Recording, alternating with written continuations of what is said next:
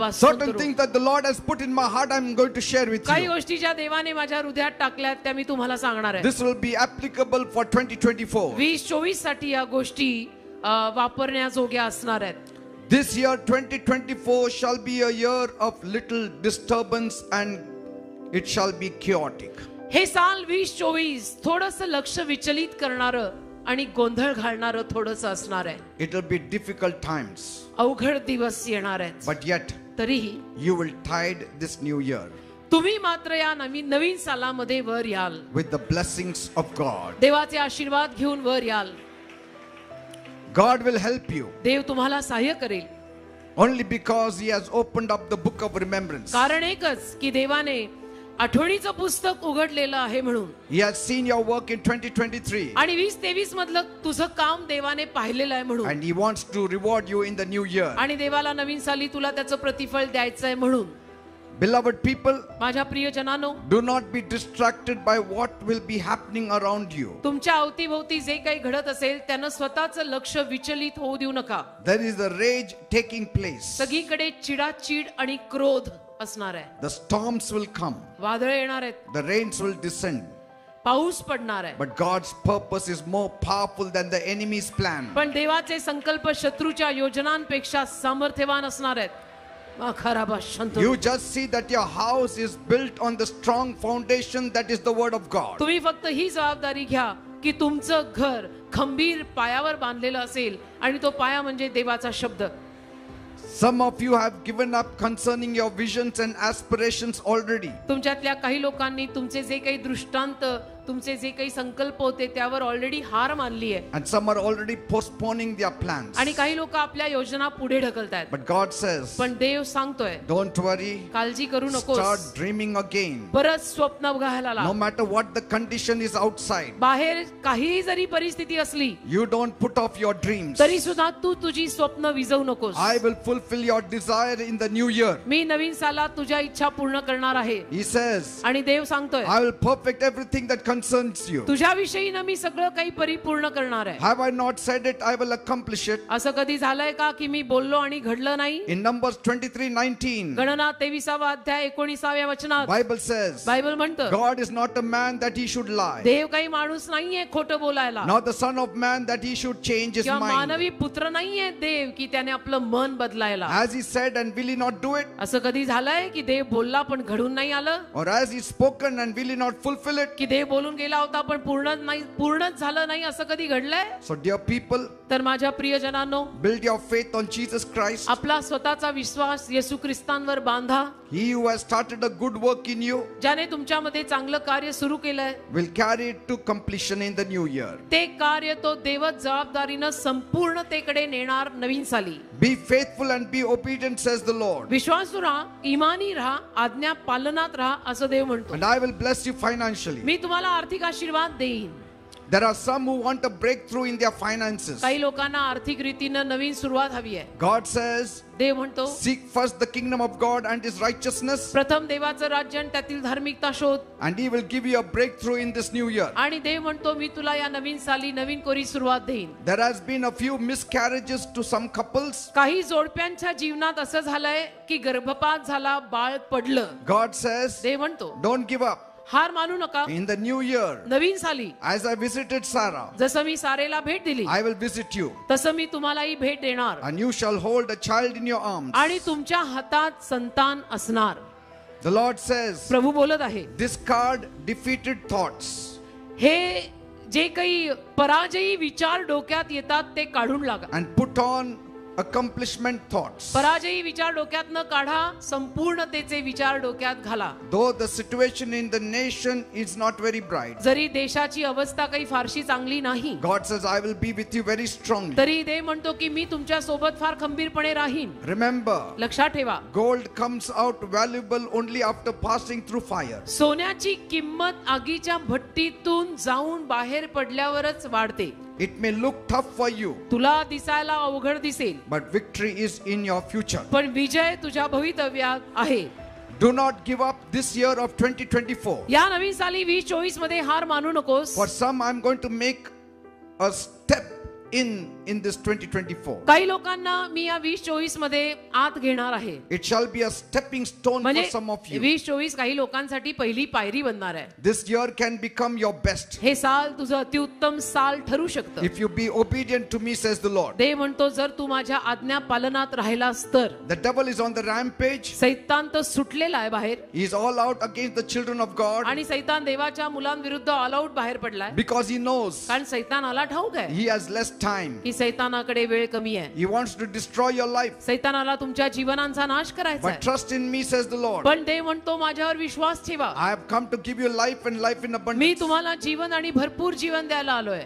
Those young boys and girls who are planning for marriage, ज्या तरुण मुला मुलींना लग्नाची योजना करायची आहे, God says, देव बोलत आहे in suddenness I will bring right spouses in your life, अचानक मी तुमच्या जीवनात एक योग्य जीवन साथीदार आणीन. and you will be engaged and married this year. आणि या वर्षी या साली तुझा साखरपुडा होऊन तुझं लग्न होईल. God says, देव बोलतोय I will raise up a testimony for them that are faithful to me. जे लोक माझ्याशी इमानी आणि विश्वासू आहेत त्यांच्या जीवनात मी साक्ष घडवीन. This year is a year to wage a very serious war against the spirit of demonic activity. हे जे वर्ष आहे हे वर्ष सैतानी कृत्यांविरुद्ध हल्लाबोल करायचं वर्ष आहे.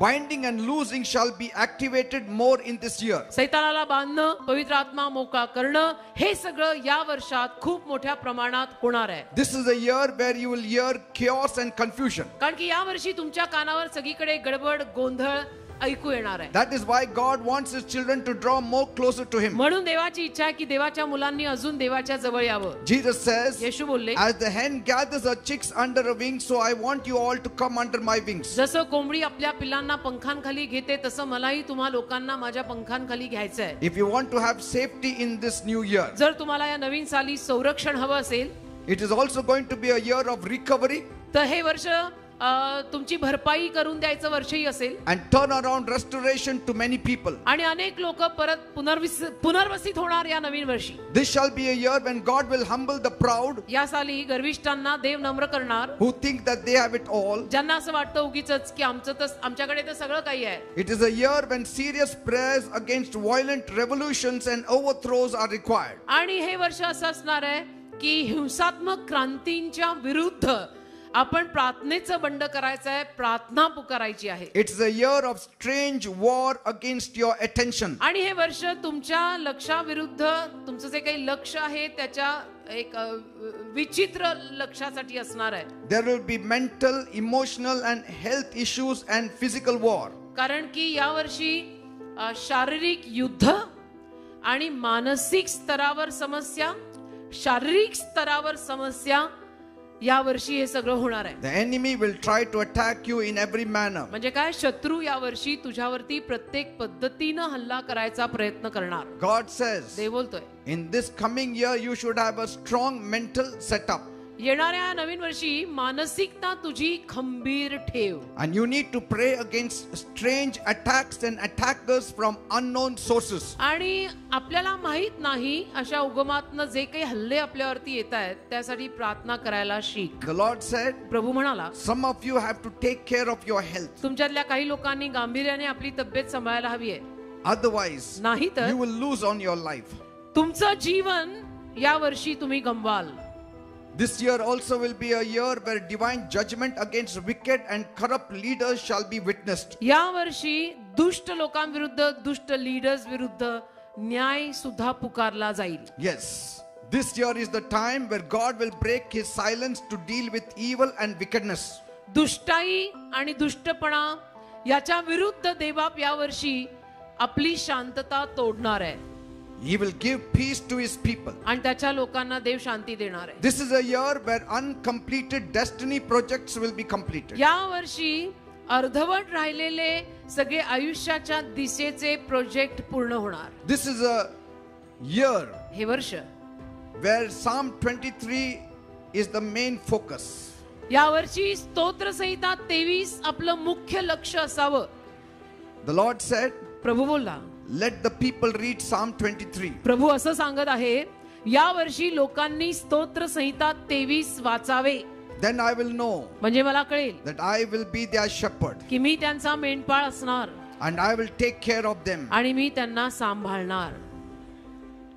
Because this is a year which is extremely dangerous for the sheep to stray from the shepherd. कारण की हे वर्ष अशा मेंढरांसाठी फार धोकादायक असणार आहे की जी मेंढरं मेंढपाळापासून भटकणार आहेत. This shall be a year of correction, हे वर्ष चुका सुधरवायचं वर्ष असेल, confrontation, चुका सांगायचं वर्ष and असेल. change for those who want to move forward in life. आणि ज्या लोकांना आयुष्यात पुढे जायचंय त्यांना बदल आणायचं हे वर्ष A असेल. year of joy for couples waiting on the Lord for babies.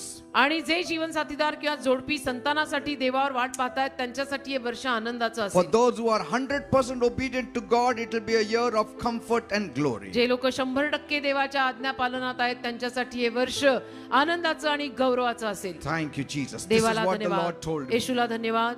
प्रभू येशू ख्रिस्त मला हे सगळं आज बोललेले आहे. Now, Psalm 23 आता स्तोत्र 23 should be kept in your mind for 2024. 2024 मध्ये स्तोत्र 23 तुम्ही नेहमी आपल्या मनात ठेवायचं आहे. This is the psalm that you have to focus on in 2024. 2024 मध्ये स्तोत्र 23 वर तुम्ही तुमचं लक्ष आणि मन लावायचं आहे. यहोवा मेरा चरवाहा है. Yes. यीशु माझा मेंढपाळ आहे. यीशु है सच्चा गडरिया. So- ये गाना बहुत गाना है ये साल में. Yes.